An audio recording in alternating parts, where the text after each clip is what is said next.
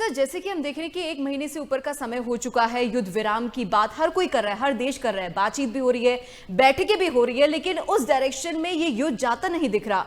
Trump भी लगातार धमकी दे रहे हैं, यूनाइटेड नेशंस भी बोल चुका है कि अब समझ नहीं आ रहा कि क्या अमेरिका ये युद्ध सचमुच में खत्म करना चाहता है या फिर नहीं। क्या माइंडसेट है अमेरिका का? दीपाली जी, अगर आप अमेरिका का माइंडसेट समझना चाहे, वो जी। व्यापारी है। पूरा ऑयल का बिजनेस मिडिल ईस्ट से अमेरिका लाना है, वेस्टर्न हेमिस्फेयर लाना।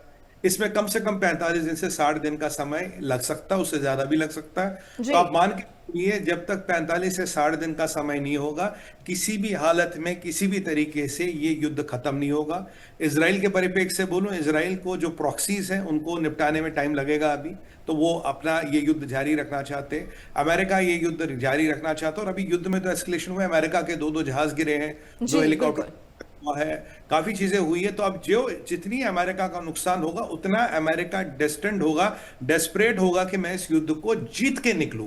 और देखिए, अमेरिका की आप एक मानसिकता समझिए, वर्ल्ड वॉर के बाद अब तक का समय देखिए, करीब 40 से 50 साल अमेरिका युद्ध लड़ता रहा है। उस कंट्री में युद्ध लड़ना कोई बड़ी बात नहीं है, पर उनका यूएसपी ये है कि अपनी जमीन पे नहीं लड़ते, किसी और की जमीन पे जाके लड़ते। ये बात तो है, क्योंकि जिसकी जमीन पे लड़ोगे नुकसान उसका होना, और हमारा तो होगा नहीं भाई। दूसरी बात, अमेरिका में युद्ध होने से किसी प्रेसिडेंट की नौकरी आज तक नहीं गई। कोई मिड टर्म इलेक्शन, कोई फुल टर्म इलेक्शन इंपैक्ट नहीं होता। वास्तविकता है, कोई भी रिकॉर्ड उठा के देखिएगा, जब युद्ध होता, जो प्रेसिडेंट गद्दी पे होता, वो हमेशा चुनाव जीतता है।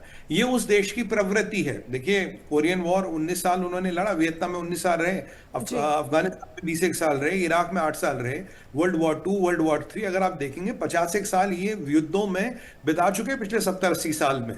तो इसीलिए अगर आप सोचे कि अमेरिका में किसी को जल्दी युद्ध खत्म करने की, किसी को नहीं है। अमेरिका के लिए युद्ध नई बात है, नहीं है। हाँ, युद्ध के मायने सिर्फ इसलिए बदल गए कि अमेरिका को फायदा क्या है। अब अगर अमेरिका को ईरान का तेल दिख रहा, मिडिल ईस्ट का वर्चस्व दिख रहा, और पूरा ऑयल का मार्केट मिडिल ईस्ट से शिफ्ट होकर अमेरिका जी। लाने की हो रही है, जिसमें अमेरिका को बिलियंस के, हंड्रेड्स ऑफ बिलियंस डॉलर्स का, ट्रिलियंस ऑफ डॉलर्स में फायदा होगा, तो वो इस युद्ध को खींचेगा। वो इस युद्ध को कंक्लूड नहीं करना चाहेगा।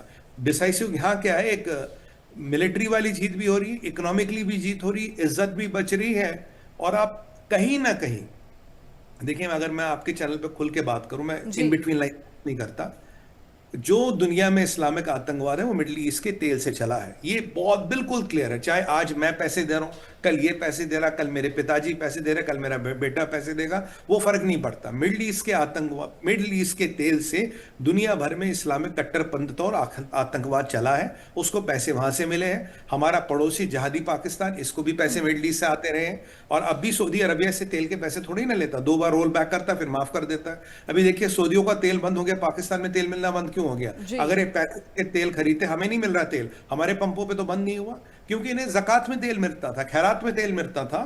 तो समझिए, कहीं ना कहीं इस्लामिक आतंकवाद, इस्लामिक कट्टरपंथता का सीधा सीधा डायरेक्ट रिलेशन मिडिल ईस्ट और मिडिल ईस्ट में आने वाले तेल के पैसे से है, जिसको खत्म तो नहीं कर सकते, आप काफी हद तक कम करोगे। भाई, इतना पैसा हो कि मेरा दाल रोटी चलती रही।